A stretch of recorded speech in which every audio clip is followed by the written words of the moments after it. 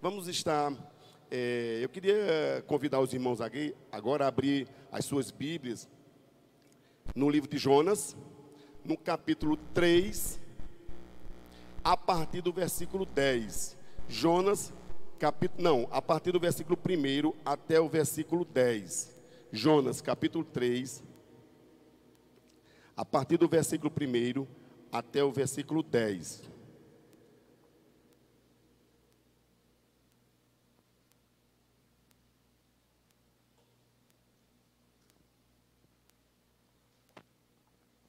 Amém? Todos encontraram? Se você está próximo de uma pessoa que está nos visitando, está com a Bíblia impressa, você pode compartilhar com ele, para que ele possa estar acompanhando também essa leitura. E se está com um celular ou um aplicativo também, pode compartilhar da mesma forma. Jonas capítulo 3, do versículo 1 ao versículo 10, a palavra do Senhor nos diz assim: Jonas em Nínive. Pela segunda vez, o Senhor Deus disse a Jonas: apronte-se, vá à grande cidade de Nínive e anuncie ao povo de lá a mensagem que eu vou dar a você. Jonas se aprontou e foi a Nínive, como o Senhor Deus havia ordenado. Nínive era tão grande que uma pessoa levava 3 dias para atravessá-la a pé. Jonas entrou na cidade, andou um dia inteiro e então começou a anunciar: dentro de 40 dias, Nínive será destruída. Então, os moradores de Nínive creram em Deus e resolveram que cada um devia jejuar. E todos, desde o mais importante até o mais humilde, vestiram roupa feita de pano grosseiro, a fim de mostrar que estavam arrependidos. Quando o rei de Nínive soube disso, levantou-se do trono, tirou o manto, vestiu uma roupa feita de pano grosseiro e sentou-se sobre as cinzas. Mandou também anunciar ao povo da cidade o seguinte: esta é uma ordem do rei e dos seus ministros. Ninguém pode comer nada. Todas as pessoas e também os animais, o gado e as ovelhas estão proibidos de comer e beber. Que todas as pessoas e animais vistam roupas feitas de pano grosseiro. Que cada pessoa ore a Deus com fervor e abandone os seus maus caminhos e as suas maldades. Talvez assim Deus mude de ideia. Talvez o seu furor passe e assim não morreremos. Deus viu o que eles fizeram e como abandonaram os seus maus caminhos. Então mudou de ideia e não castigou a cidade de Nínive como tinha dito que faria. Amém? Senhor Deus e eterno Pai, nós te somos gratos por essa noite, Senhor. Te somos gratos por este momento, Senhor, que o Senhor nos permite estar compartilhando a Tua palavra. Que o Teu Santo Espírito possa usar-nos como instrumento para falar a cada uma das pessoas que estão nesta noite na Tua casa. Que o Teu Santo Espírito possa estar preparando cada coração para receber a Tua palavra. Usa-nos, fica conosco. Esta é a nossa oração em nome de Jesus. Amém. Irmãos, queridos visitantes, eu nasci ali na rua do Cine Plaza, como no meu tempo era conhecido. Os mais antigos aqui da cidade sabem onde é a rua do Cine Plaza, a rua da prefeitura. No início da minha adolescência eu vim morar aqui, nessa rua atrás da igreja. Tive uma passagem rápida, próximo da casa do pastor, ali na pracinha Lampião, né, ali próximo. Foi onde eu tive a oportunidade de conhecer e fazer uma amizade que nós trazemos até hoje com a família pastoral. Enfim, naquele momento, naquela época, lá na rua do Cine Plaza, Deus ainda estava começando a trabalhar na minha vida, mas de uma forma meio que diferente. Brincava ali na rua e tem uma igreja lá chamada, que é a igreja pentecostal, ainda existe lá. E eu me lembro que eu com meus coleguinhas de brincadeira na rua, a gente gostava de passar a noite lá e ficar à frente. E assim, sem entender o que acontecia ali na igreja, um povo que grita, um povo que celebra, mas naquele momento eu não entendia muito bem. E quando eu vim para cá, próximo da igreja, aí eu lembro que muitas vezes, Deus me trouxe até aqui, a essa casa, nos momentos de EBF. Os mais antigos também sabem o que significa EBF, Escola Bíblica de Férias. E foi aqui, nesta casa, que Deus começou a trabalhar na minha vida. Eu tenho mais de 20 anos de convertido, como me converti aqui nesta casa, ali mais ou menos onde estava, eu lembro como hoje, onde eu estava sentado ali, onde Célio está ali sentado com Patrícia, e a palavra naquela noite, eu ministrado, eu me lembro do que no apelo o pastor cantou aquela música, do Inário também, eu sou do tempo do HCC. Amigo, hoje tu tens a escolha, vida ou morte, qual vais aceitar? Amanhã pode ser muito tarde. Hoje Cristo te quer libertar.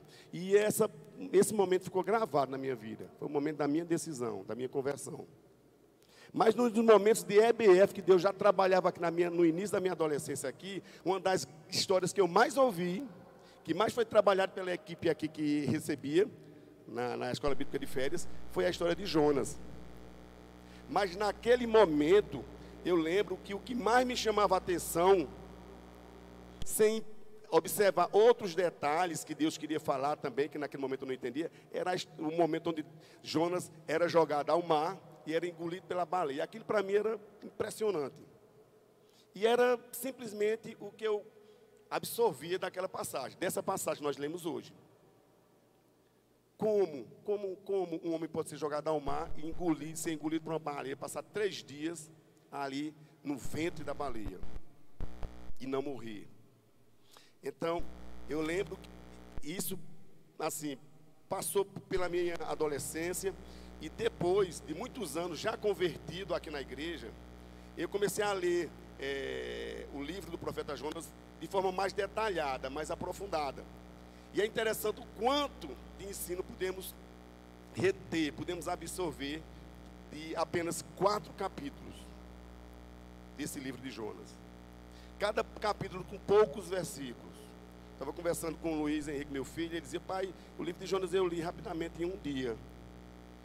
E não que ele leu assim rápido, como de vez em quando a gente se pega fazendo. Pegar a Bíblia, eu vou ler aqui uma passagem bíblica para, assim, direcionar o meu dia. Aí eu abro de forma aleatória, como se fosse um amuleto, leio aquela mensagem rápida. Forma incorreta de ler a Bíblia. Você tem que ler a Bíblia devagar, pedindo ao Espírito Santo do Senhor que fale para a sua vida, através daquelas palavras. E assim eu fiz, logo quando retornei aqui já adulto, e o intuito dessa leitura é conhecer mais sobre Jonas. E foi muita descoberta, foi muito surpreendente o que Deus me falou e me fala até hoje no livro de Jonas. Tenho certeza que você, até mesmo os adolescentes aqui, e já ouviram falar, até as crianças já ouviram falar de Jonas. Daquele servo de Deus, daquele profeta do Senhor que foi lançado ao mar. Jonas, de fato, nesse livro é o personagem principal. Agora, é de forma surpreendente como Deus fala para a gente. É um conjunto de 4 versículos que fala não apenas para a vida do cristão, mas fala como Deus cuida da nossa vida, como Deus é soberano e como Deus se interessa por cada uma das pessoas.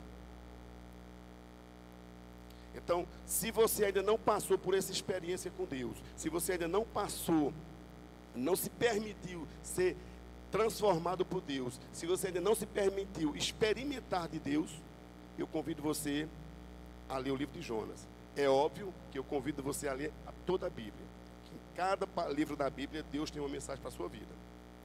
E Jonas, de fato, era o personagem principal desse livro. Eu me permiti ler apenas o capítulo 3. E o capítulo 3 inicia-se falando assim: pela segunda vez. Então, Deus não começou a chamar Jonas ali no capítulo 3. Deus já havia chamado Jonas desde o capítulo 1, para que fosse a Nínive para pregar aquele povo. Mas Jonas resistiu inicialmente.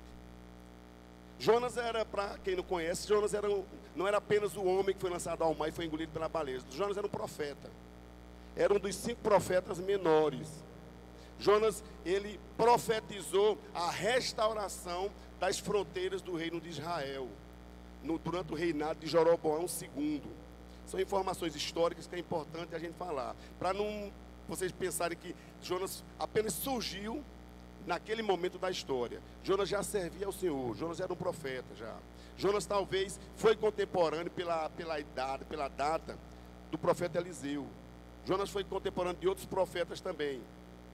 Então Jonas servia ao Senhor. Agora Jonas era extremamente nacionalista, Jonas era extremamente patriota. Para que vocês entendam, eu estou falando essas informações para que vocês entendam o que fez Jonas resistir inicialmente o chamado de Deus. Naquele momento, quando Deus chama Jonas para servi-lo, indo ser instrumento de Deus para falar e restaurar a vida dos ninivitas, os assírios, os ninivitas eram uma nação totalmente complicada, era uma nação totalmente violenta, agressiva, era uma nação que criava problema com todos os reinos ali da região, e claro, com Israel. E os israelitas, tinham pavor dos ninivitas, pelo que eles falavam. Inicialmente eu estou fazendo um relato de Jonas, mas daqui a pouco a gente vai falar de quem eram os ninivitas mais detalhadamente, para vocês entenderem, e tentarem entender o que fez Jonas resistir à ordem de Deus. Então, nessa condição de nacionalista, assim como outros israelitas, Jonas também resistia, mesmo conhecendo o Senhor, mesmo servindo o Senhor, mesmo sendo profeta de Deus, ele resistiu. Então Jonas, ele, quando foi chamado por Deus para essa missão, ele ficou inquieto. Em algum momento talvez ele pensasse que ele estava sendo chamado para a condenação. Mas como o Senhor, não estou entendendo o que o Senhor está falando aqui, me convocando para ir lá em Nínive, um lugar perverso. E aí Jonas se angustiou e, mesmo naquele momento, se levantando de onde estava e indo, mas ele não foi exatamente para Nínive. A história conta que ele foi para até Jope, que é uma cidade também bastante emblemática, porque foi em Jope que Jonas, de fato, confirmou e decidiu ir para o sentido contrário de onde Deus estava enviando. Jope é uma cidade emblemática porque, assim como Jonas decidiu ir ao contrário e não obedecer a Deus, foi em Jope também que o discípulo Pedro, o apóstolo Pedro, decidiu servir ao Senhor. E é importante também dizer que, como Jonas, quando ele chegou em Jope, que ele resolveu ir para Tarsis, ele talvez pensasse algo que os demais profetas, lá no livro de Jó diz: mas como eu vou fugir de Deus? Como eu sairei da presença de Deus?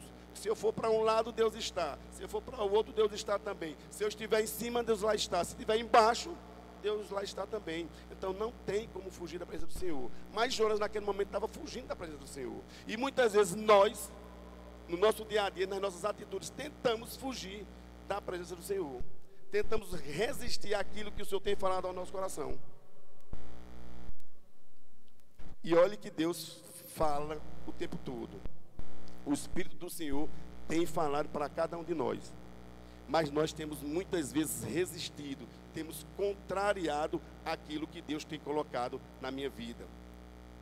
E aí Jonas resolve não servir a Deus. Jonas resolve desobedecer a Deus.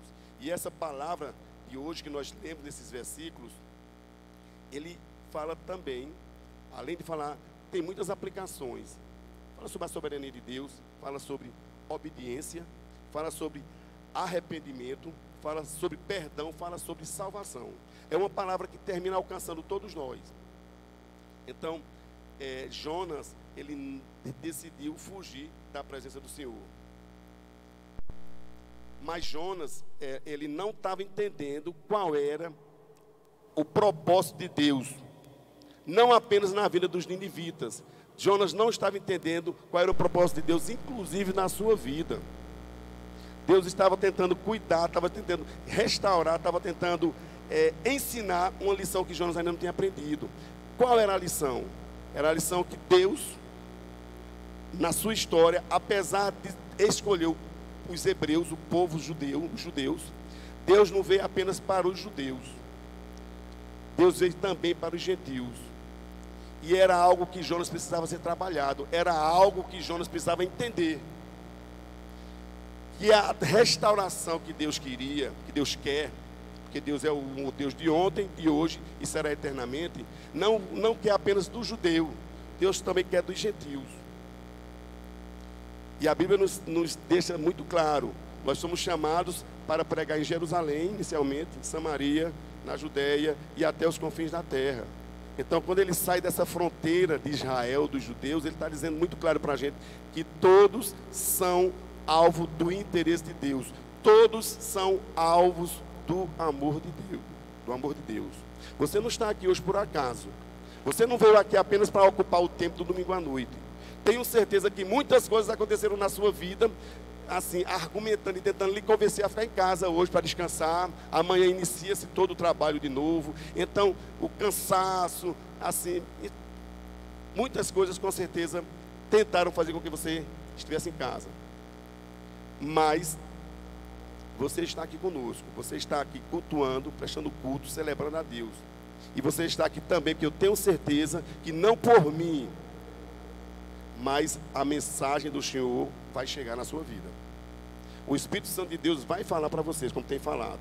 Por quê? Porque como esse exemplo de Jonas aqui, muito claro sobre a soberania de Deus, agindo Deus, lá em Isaías, tem uma passagem interessante, lá no capítulo 43, versículo 13, que diz assim: agindo Deus, quem impedirá? Ninguém impedirá. Quando Deus quer falar com você, quando Deus quer falar para a sua vida, ou Ele quer falar diretamente através do Espírito Santo, ou através de uma pessoa, como foi o caso lá de Nínive, através de Jonas, Deus vai falar. Agora você precisa escutar o que Deus está falando para você. Você precisa abrir o coração e entender que Deus tem um propósito na sua vida, assim como Deus tinha um propósito na vida dos ninivitas. Então, na cultura judaica, aquilo que Deus estava querendo falar a Jonas era um conceito extremamente claro e importante no pensamento judeu, que era o que era chamado de techuvá. E eu achei interessante que techuvá, o que é techuvá? É a capacidade de se arrepender e ser perdoado por Deus. Esse é um conceito extremamente difundido no pensamento judeu. Mas só que Jonas, mesmo conhecendo esse pensamento, Jonas ainda não entendia que esse pensamento estava dizendo respeito também aos gentios. Esse pensamento não estava sendo direcionado apenas para Nínive naquela época. Esse pensamento está sendo direcionado para você nesta noite. Você é alvo do amor de Deus. Você é campo de interesse de Deus. Você, como a gente elabora projetos, para elaborar um projeto, a gente tem que definir primeiro o público-alvo. Então, o público-alvo da palavra do Senhor é você. Não fique pensando que o público-alvo da palavra do Senhor é o seu vizinho, é o seu colega, é o seu amigo. E muitas vezes nós estamos aqui na casa do Senhor, ouvindo uma palavra de Deus, e de repente acontece algo que nós temos que corrigir, que a gente faz assim, procura assim: eita, tal pessoa devia estar aqui, ela precisava estar ouvindo essa palavra. Essa palavra é para você. Então, Deus tinha um propósito através da vida de Jonas, era restaurar a vida dos ninivitas. Então, o que Deus queria que Jonas aprendesse era que o techuvá não é apenas para os judeus, é para os gentios também. E é um conceito desenvolvido muito claro nesse livro de Jonas. Jonas, como profeta, era conhecido como o filho da verdade. Por que o filho da verdade? Porque ele era filho de Amitai, um profeta também. E Amitai significa verdade. Jonas era o filho da verdade. Jonas buscava, e aí eu posso colocar uma vírgula assim, apenas a verdade. Jonas tinha esquecido de outro princípio importante na vida do servo de Deus, que é o perdão. Então vocês precisam estar entendendo que Deus chamou vocês para ser instrumento para que Ele possa alcançar vidas, e essas vidas possam viver o techuvá, o arrependimento, para que seja perdoado por Deus. Então, esse conceito Jonas precisava aprender mais profundamente. E em vez de Jonas buscar essa restauração, ele se recusa a pedir ao povo de Nínive que se arrependa. Em vez disso, ele tenta fugir da presença e da missão do Senhor. Jonas decide embarcar para um lugar contrário, certo? E espera espera, de fato, não a destruição daquele povo, não ser instrumento de Deus para isso. Mas Deus, vocês conheceram, a gente fez a narrativa aqui de o que aconteceu. No capítulo 2 está muito... No capítulo 1 ele fala da desobediência de Jonas. No capítulo 2 do livro de Jonas ele fala... É um momento onde é totalmente dedicado a uma conversa de Jonas com Deus, lá na barriga da baleia, onde ele se arrepende e decide servir de fato a Deus. Mas até aquele momento, o ensinamento que Deus queria que Jonas retesse ainda não tinha sido concluído. Mas por que Jonas espera a destruição desse povo de Nínive? Por que Jonas não quer ser instrumento de Deus para alcançar os ninivitas? Por que é que Jonas fugiu do mandato de Deus? O livro de Jonas relata uma história fascinante. E por mais que alguns estudiosos da Bíblia coloquem Jonas, esse livro, como uma alegoria, como algo fictício, simbólico, que foi usado apenas pelos judeus para falar de um propósito de Deus, o livro de Jonas é atestado pelo próprio Jesus, lá em Mateus. Então, o livro de Jonas não é apenas uma alegoria. O livro de Jonas é um livro histórico, que fala de um profeta, que fala da ação de Deus através desse profeta. Então, Jonas, de fato, viveu.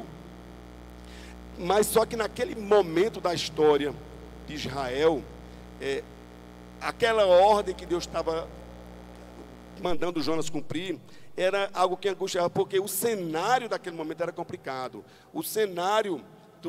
a vida dos ninivitas era extremamente usada pelo mal. E Jonas recebe a ordem nesse cenário. E a pergunta que não quer calar por enquanto é: por que é que Jonas fugiu de Deus? E se podia ficar na sua casa, no silêncio, por que não ficou? Logo quando Deus convidou, chamou. Será que ele não tinha coragem de ficar e ignorar a ordem de Deus? Por que é que ele desobedeceu a Deus na saída? Não ficou logo na hora que foi convidado, foi ordenado? Enfim, então... vamos falar um pouquinho para tentar entender o que era que angustiava o coração de Jonas. Vamos falar um pouquinho sobre Nínive. Quem eram os ninivitas? Nínive era uma das maiores cidades do mundo antigo, a capital do domínio assírio. Era uma cidade pagã, o centro de crimes e de violência do mundo. Nínive era um pouquinho maior que a Serra Talhada. Tinha aproximadamente 120 mil habitantes. Agora, era uma cidade cheia de mentiras, rapinas, maldade, violência, assassinatos, roubos, adultério, feitiçarias, etc. Isso está relatado mais profundamente, se você quiser depois verificar, lá no livro de Naum, capítulo 3, versículo de 1 a 4. O povo de Nínive, nos tempos de Jonas, torturava os profetas que pregavam o Deus monoteísta, o Deus de Jonas. Então, só até aí, esse relato de Nínive já fazia com que Jonas ficasse extremamente angustiado. Imagine aí você ser ordenado por Deus a ir pregar em um lugar totalmente desajustado, complicado. Fazer a vontade de Deus, servir a Deus em um lugar bom, agradável, sem conflitos. Servir a Deus em casa, só em oração, servir a Deus, que é necessário também a oração, servir a Deus num momento bom é muito simples. Mas o desafio é você servir a Deus de fato quando Deus lhe levanta para alcançar aquela pessoa, aqueles povos que você acha complicado. A gente já tem um certo desconforto quando Deus diz assim no nosso coração: está vendo aquela pessoa ali, cheia de problemas, cheia de conflitos, complicada, mas é aquela pessoa que eu quero que você fale. Mas Deus, deixa eu falar aquela outra ali, é meu amigo, já tem uma aproximação, é mais fácil. Não, eu quero que você vá para lá. Mas nós ainda temos essa dificuldade. E o que Deus estava querendo ensinar a Jonas naquele momento era justamente essa lição. Era falar de Deus ao povo Nínive, da cidade de Nínive. O povo era conhecido como ladrão, invadia e despojava outras regiões. Os ninivitas eram conhecidos como povo sanguinário, cortavam os pés e as mãos, as orelhas, os narizes e vazavam os olhos dos cativos, fazia pirâmides com a cabeça dos prisioneiros, cerrava as pessoas ao meio, fazia escalpo, jogava óleo fervendo, quando não arrancava a pele da pessoa viva. Era um povo terrível. Quando Deus manda Jonas para Nínive, o medo se apoderou do seu servo. Gente, imagina Nínive. Imagina que povo perverso. E aí, trazendo para os nossos dias hoje, o inimigo tem usado um discurso extremamente estratégico, que tem, de certa forma, aprisionado muitas vidas. Que diz assim: depois que você fez tudo isso, depois que você cometeu atos ilegais, imorais, depois que você cometeu crimes, depois que você matou, depois que você fez isso, depois que você maltratou, você agora vai se colocar diante de Deus. Você agora vai para a igreja. Você agora é o santo de Deus. E eu tenho certeza que você já ouviu essa argumentação do inimigo. Eu tenho certeza que o inimigo já tem usado pessoas, inclusive, para lhe dizer essa mensagem: você não é digno do amor de Deus. Você não é alvo do amor de Deus. Talvez você hoje aqui esteja com conflito na sua vida. Talvez você esteja aqui resistindo o Espírito Santo falando no seu coração que você é alvo do amor de Deus, que você é amado por Deus, que você quer ser transformado por Deus. Mas tem ainda aquela semente maligna dizendo assim: você está aqui hoje, mas você não merece. Você não pense que você agora vai levantar as mãos e vai se render e vai ser mudada, transformada. Você é uma pessoa que não é digna do amor de Deus. E a palavra que Deus deixa muito claro para a gente nesse livro, nessa passagem de Jonas, é justamente isso. Independente do que você fez, independente da sua vida hoje, você é alvo do amor de Deus. Assim como dizia Deus lá no livro de Isaías, capítulo 43, versículo 13, e quando Deus estiver agindo, ou for agir na sua vida, ninguém impedirá. Então, quando eu falei sobre a resistência de Jonas, eu estava falando da soberania de Deus, que independente do que eu queira, Deus vai realizar o seu propósito. Se não realizar por mim, vai realizar de outra forma, mas agindo Deus, ninguém impedirá. Se Deus quer restaurar a sua vida, Ele vai restaurar. A única pessoa que pode impedir que Deus lhe restaure é você mesmo. Porque a restauração de Deus precisa de uma pronta ação. Ele precisa de uma decisão sua. Deus lhe deu livre-arbítrio para dizer sim ou não à sua palavra. Assim como Deus deu livre-arbítrio àquele povo de Nínive, que com a palavra simples de Jonas, eles receberam a mensagem de Deus. Por quê? Porque Jonas não chegou lá em Nínive, ele já vinha naquela crise existencial no caminho. Eu não vou, esse povo não merece.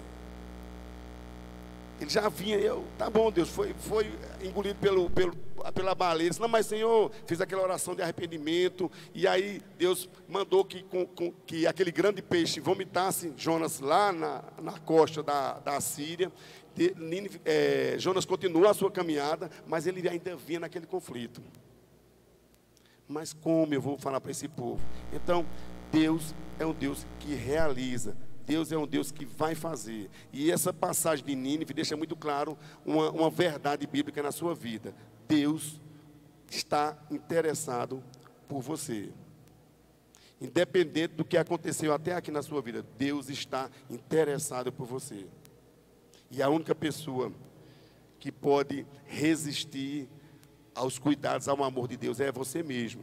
Você precisa entender que o arrependimento é necessário. As pessoas precisam mudar, mas para mudar eles precisam de uma ação pronta. E essa ação vem pelo arrependimento. O arrependimento não é apenas aquela crise de consciência. Eu estou com minha consciência pesada. Isso não é apenas o suficiente. O arrependimento, de fato, representa uma mudança de mente, uma mudança de comportamento, a metanoia, como nós falamos muito aqui. Mudança de caminho, de direção. É se você se voltar para tudo que você está fazendo de errado e se voltar para Deus e caminhar na direção de Deus. O livro de Jonas, ele traz ensinamentos que nós chamamos de ensinamentos atemporais. Um ensinamento de Deus que não foi só para aquele tempo, para aquela época, para aquele povo. É um ensinamento que vai toda a história do povo de Deus e chega e nos alcança nesta noite. O que Deus queria ensinar para Jonas lá naquela noite, naquele tempo, é o que Deus está falando para você hoje. O relato de Jonas, que foi validado por Jesus lá no livro de Mateus, então ele fala justamente dessas aplicações da vontade que Deus tem de transformar a sua vida. Mas Jonas resistiu. Mas, como diz Isaías, agindo Deus, quem impedirá? A gente fica muito claro que quando os homens fazem planos, como Jonas fez, de sair da presença de Deus, de fugir da missão que Deus lhe confiou, quando os homens fazem planos, Deus pode desfazê-los.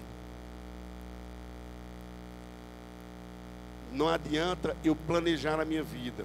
Não adianta eu pensar que eu vou construir estratégias sem a participação de Deus. Eu posso fazer o plano que for, mas Deus é o Deus que nos levanta. Deus é o Deus que dá direção. Quando uma grande tempestade se levantou e os internos do navio terminam por suas vidas, Jonas confessou que ele, como um refugiado do Senhor, foi a causa da calamidade. Jonas estava tentando fugir de Deus. E Deus já começou de novo a usar Jonas naquele navio. O relato bíblico não deixa muito claro, mas se você se aprofundar na história, você vai saber que Deus começou a usar Jonas dentro do navio. Alguns comentaristas dizem que todos aqueles marinheiros se converteram ao Senhor, porque depois que eles encontraram o problema que em próprio Jonas se denunciou a si próprio e foi lançado, diz que a tempestade parou e aquele povo se converteu, aqueles marinheiros. É um relato que não está expresso explicitamente nas linhas do livro de Jonas, mas que quando você se aprofunda nesse estudo da palavra de Deus, você vai perceber isso. Então, Deus já estava usando Jonas, não apenas para cuidar da sua vida, mas para ser usado por Deus para alcançar vidas. Esse é o propósito de Deus para nossas vidas. Tenho certeza que muitos que estão aqui nesta noite receberam um convite de alguém. Muitas vezes Deus lhe usa sem você abrir a boca. Nós temos testemunho de pessoas que foram transformadas por Deus apenas por sentar perto de alguém, de algum cristão que abriu a Bíblia e ficou ali folheando a Bíblia, e Deus usou aquela situação para o Espírito Santo falar àquela pessoa. Primeiro chamando a atenção, quem é, que livro é aquele, que mensagem é essa que prende e que transforma. Então Deus quer lhe usar, e Deus quer que você entenda, que você que ainda não passou por uma experiência com Ele, que Ele cuida da sua vida e se interessa por você. Então, quando Jonas caminhou em direção de Nínive, a sua educação ainda não estava completa. Jonas entrou na cidade e disse: eu vou. Uma cidade que, segundo o relato bíblico, eram 3 dias de caminhada. Por quê? É claro que se era uma cidade do tamanho de Serra Talhada, eu posso pegar de uma ponta de Serra Talhada em linha reta e chegar na outra em um dia. Mas só que Jonas, ele saiu, entrava em uma rua, saía na outra, ficava caminhando. Foram 3 dias de caminhada. E a mensagem que Jonas levava para aquele povo não era uma mensagem de amor, não era uma mensagem de perdão. Falar de amor, falar de perdão para as pessoas, quando nós estamos evangelizando, nós sentamos com alguma pessoa que Deus nos direciona, a gente vai falar que Deus é bom, a gente vai falar que Deus quer transformar, que Deus perdoa os pecados, que independente de quem seja a pessoa, Deus é um Deus que restaura. Jonas não foi com essa mensagem. Jonas foi com a mensagem de juízo. Qual foi as 5 palavras que o relato bíblico deixa claro? Ainda hoje Nínive será destruída. Ainda 40 dias para Nínive ser destruída. Foi as palavras que o relato bíblico deixa claro aqui. Tanto é que alguns comentários já dizem: isso aí não existe. Uma mensagem tão insignificante como essa não pode ter o resultado que teve. 120 mil pessoas, que a Bíblia deixa claro que desde o maior até o menor, desde o mais novo até a criança, até os animais, o decreto do rei deixou claro que seriam vestidos de sacos, de roupas de saco, pano grosseiro, que eram, primeiro começaram um jejum, o rei disse, ninguém come mais aqui, como uma simbologia de se colocar diante, de sacrifício, de colocar diante de Deus, para tentar mudar o julgamento de Deus, de forma humilde, com roupas de saco, todos, sobre cinzas, que representava dependência. Então, mesmo com aquela mensagem de juízo de Jonas, Deus usou e transformou aquela vida. Nós estamos aqui hoje trazendo um relato e falando dessa mensagem de juízo de Jonas para aquele povo de Nínive. Mas, além dessa mensagem de juízo, eu queria que você ficasse muito ciente que Deus te ama. Deus quer transformar a sua vida. Está angustiado com alguma dificuldade? Deus vai lhe aliviar. Mas precisa de uma pronta ação sua, precisa de um posicionamento seu. Você precisa se colocar diante de Deus. Você não pode resistir ao Espírito Santo do Senhor, independente do que você está passando ou do que você passou. Deus quer, a partir de aqui, transformar a sua vida, como transformou a vida daqueles ninivitas. E Jonas, quando fez esse percurso, que começou a falar aquele povo, que viu aquele povo se arrepender, Jonas ficou mais perturbado ainda. Jonas ficou bastante perturbado com o rumo dos acontecimentos, e ele se desesperou, até mesmo ao ponto de querer morrer. Lá atrás, na leitura do livro de Jonas, você vai ver que Jonas, quando recebeu a mensagem do Senhor, ele ficou, a palavra disse, eu não vou, porque se eu for, Deus é misericordioso, Deus vai restaurar aquele povo. E ele não tinha essa intenção que Deus restaurasse esse povo. E aí, ele vai citar de novo no decorrer do capítulo 4, bem que eu falei lá atrás, que se eu viesse, o Senhor ia restaurar. Por isso que eu não queria vir, porque esse povo não merece. Mas ele ficou perturbado com os acontecimentos.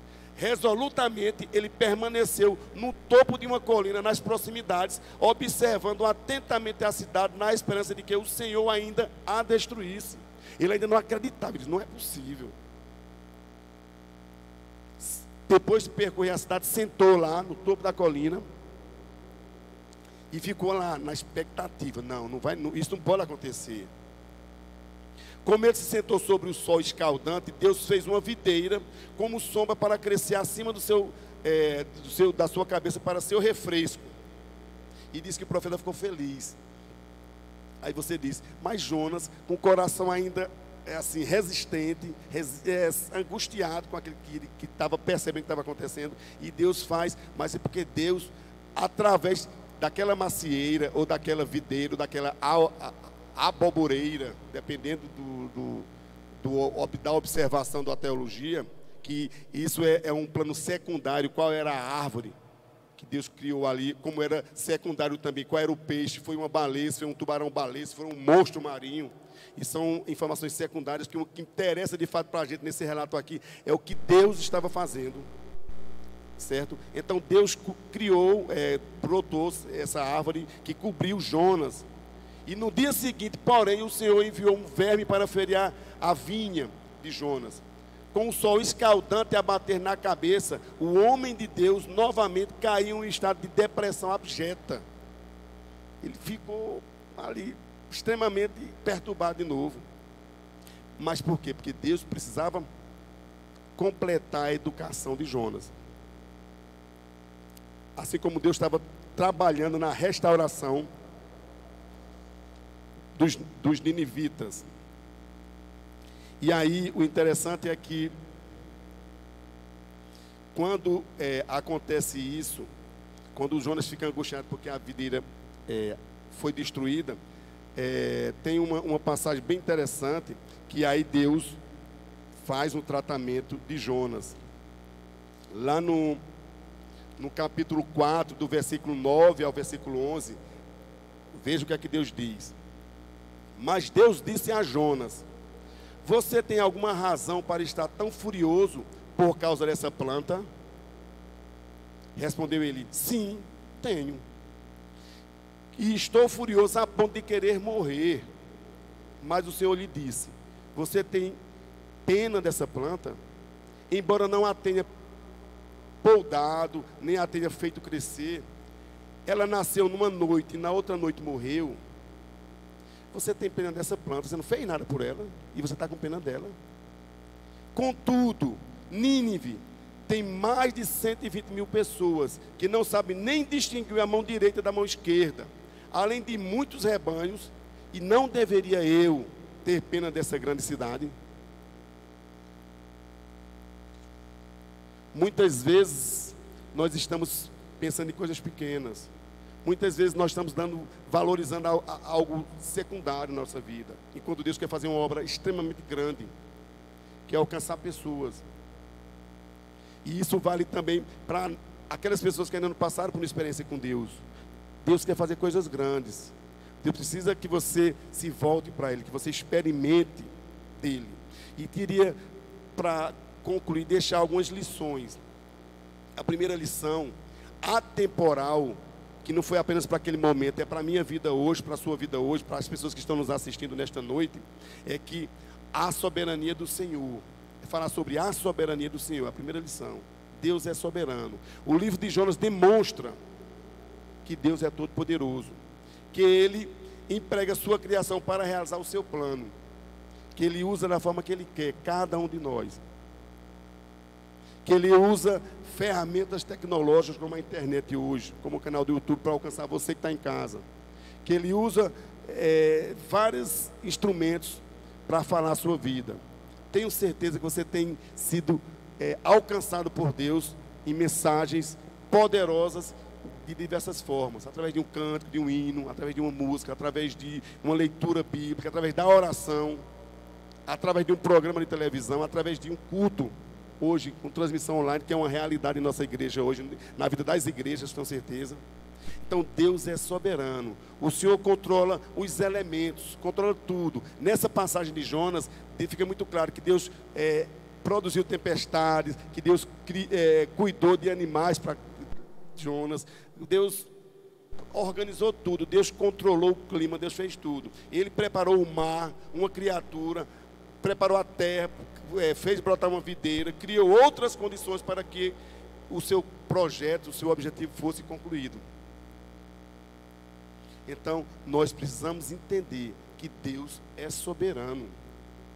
Deus não perde nada de vista, Deus não dorme, Deus não perde o controle.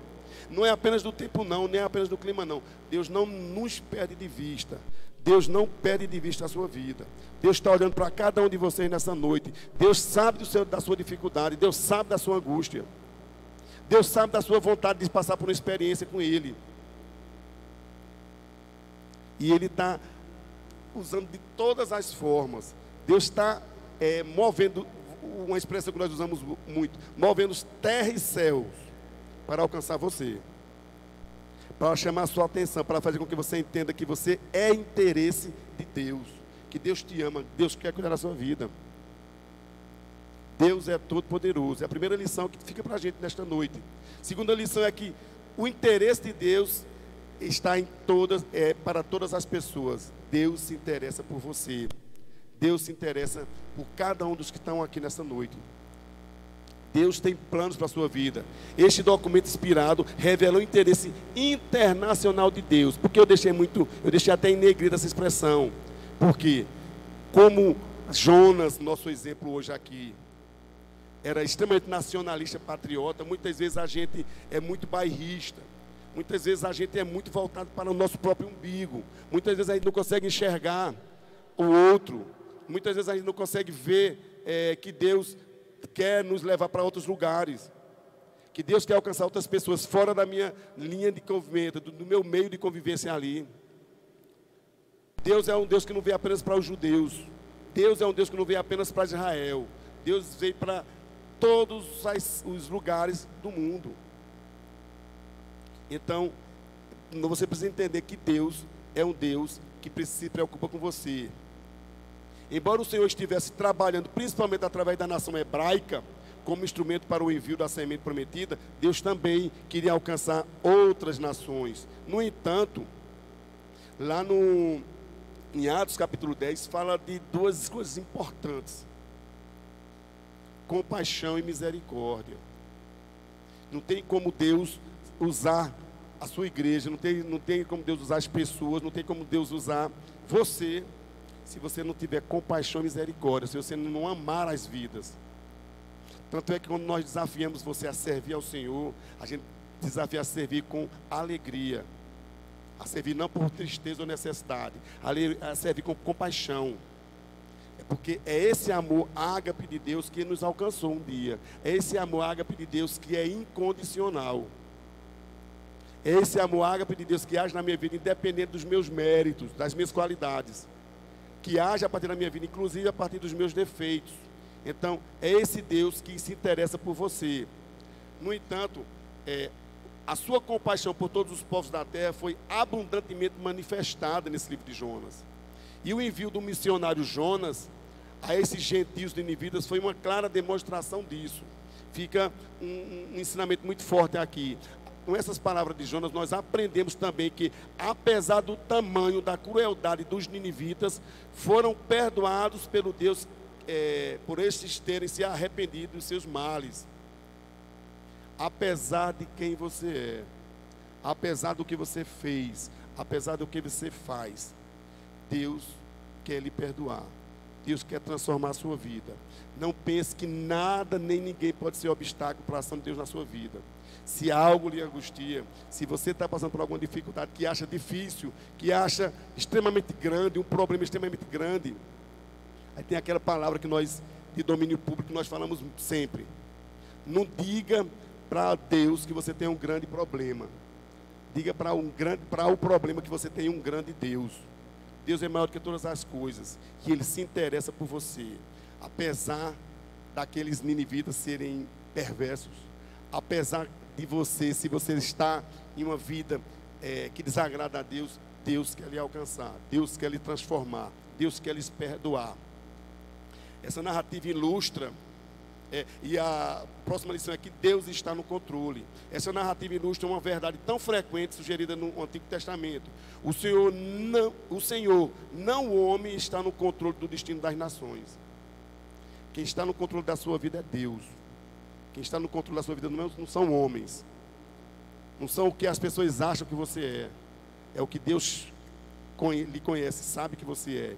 E sabe até onde você pode alcançar. As regras dos homens são descartadas de acordo com as normas divinas. Aqueles que pensam que as nações ou pessoas permanecem ou caem por causa de uma forte defesa nacional, de um forte poderio bélico. Aqueles que pensam que é fundamental, é algo preponderante para a sua transformação, a sua segurança, o poderio econômico. Eu tenho muito dinheiro. Eu não preciso de Deus. O que eu precisar, eu tenho dinheiro para comprar, para fazer, para acontecer. Se você acha que é isso que determina a sua permanência ou a sua queda, está errado. Aqueles que acham que é o poderio intelectual, é o que você conhece. Eu sou graduado. Eu fiz especialização, eu tenho mestrado, eu tenho doutorado, pós-doutorado. Eu tenho muito conhecimento, eu sou autossuficiente, eu não preciso de Deus. Está errado. Você está passando por um processo de distorção da verdade. É lamentável. Essas pessoas são lamentavelmente ignorantes dos princípios divinos, dos princípios bíblicos. O que Deus precisa é um coração quebrantado, contrito, um coração que busca o arrependimento diante de Deus. Se você está passando por dificuldade, se você está passando por qualquer tipo de angústia, coloque-se diante de Deus, se arrependa. E Deus, assim como transformou os ninivitas, Ele vai transformar a sua vida. A Nínive foi dada apenas 40 dias para se arrepender. Como resultado, a nação foi poupada da destruição por cerca de 1 século e meio. Lá na frente houveram outras dificuldades que a Bíblia relata, enfim, nós não vamos entrar nesse mérito, mas Deus alcançou Nínive.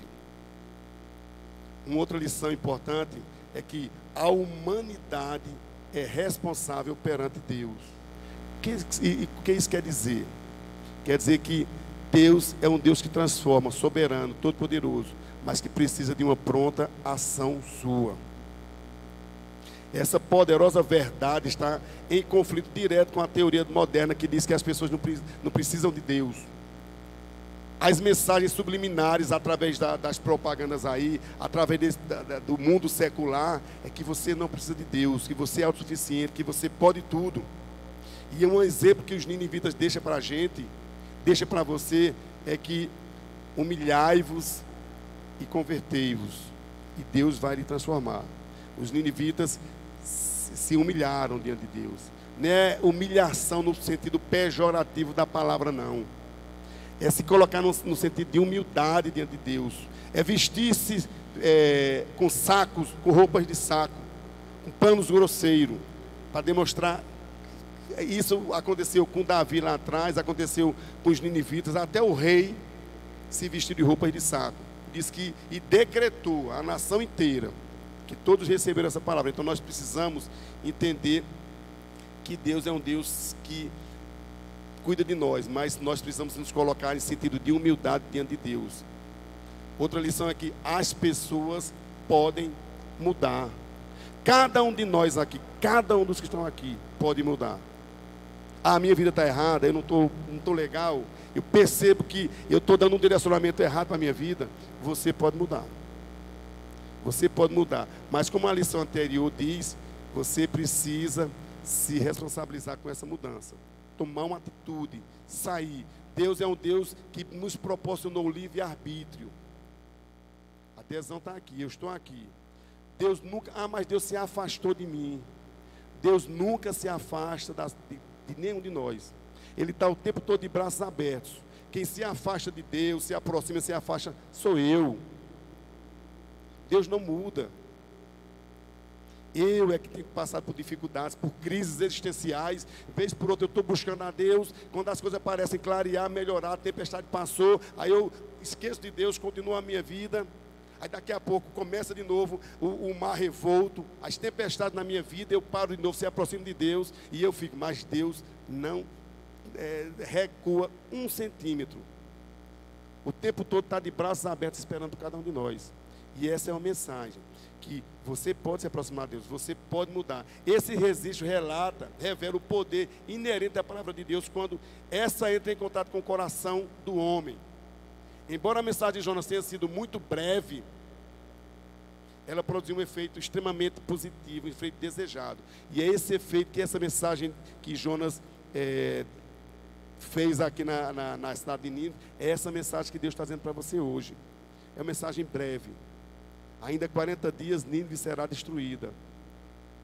Deus, talvez não esteja dizendo aqui agora para você, ainda 40 dias sua vida será destruída. Mas Deus está dizendo que você precisa tomar uma atitude na sua vida. Você precisa reconhecer a sua condição e se colocar diante de Deus para restauração. E esse dia é hoje. Assim como naquela época, aqui nessa igreja, eu ouvi aquela palavra de Deus através do seu servo aqui, que inclusive foi corroborado pelo hino. Diz: amigo, hoje tu tens a escolha, vida ou morte, qual vais aceitar? Amanhã pode ser muito tarde. Hoje, Cristo te quer libertar. É hoje o dia do Senhor. Eu não sei o que vai acontecer com a minha vida, você não sabe o que vai acontecer com a sua vida no próximo instante. Deus quer lhe alcançar hoje, Deus quer transformar a sua vida hoje. Você pode mudar a direção da sua vida, se arrependendo, se colocando diante do Senhor. Nínive se arrependeu e foi perdoada. Deus quer também fazer a mesma coisa com a sua vida. E a última lição que nós queremos passar para vocês nesta noite é a lição do arrependimento como pronta ação. Fica evidente nos 2 relatos, né, uma dimensão importante: o arrependimento e a pronta ação. Jesus declarou que os homens de Nínive se arrependeram com a pregação de Jonas.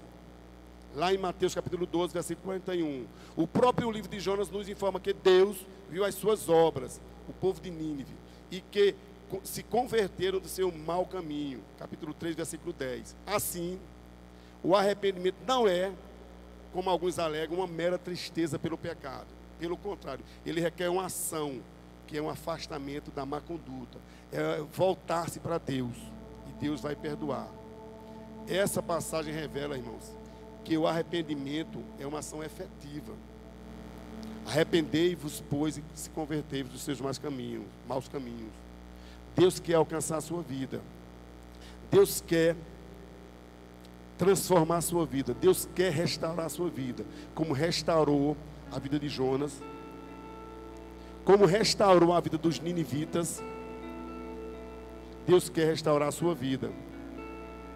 Agora precisa de uma pronta ação sua. Deus é um Deus que surpreende, é um Deus de milagres. É um Deus que, apesar das nossas inquietações, da nossa infidelidade, Deus é um Deus fiel, é um Deus que cumpre aquilo que promete, é um Deus que tem um propósito na sua vida, mas precisa que você observe, tome uma decisão. Você é alvo do amor de Deus. Não importa, não interessa o que está passando, o que passou. Deus quer te transformar, Deus quer te alcançar. Imagina, um Deus que transformou, que perdoou a vida dos ninivitas, é o mesmo Deus que quer transformar a sua vida. Agora precisa que você compreenda a sua palavra. Precisa que você não resista ao que o Espírito Santo está falando para você nesta noite.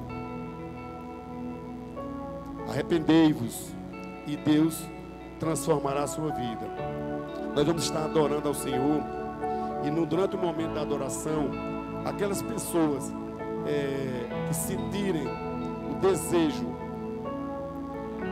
de entregar a sua vida ao Senhor, o desejo de se arrepender e se colocar diante do altar de Deus para que Deus cuide da sua vida, fiquem à vontade. A gente vai estar adorando. Queria convidar vocês a ficarem de pé, para que nós possamos estar nesse momento com esse cântico, adorando ao Senhor, orando através desses cânticos. Amém?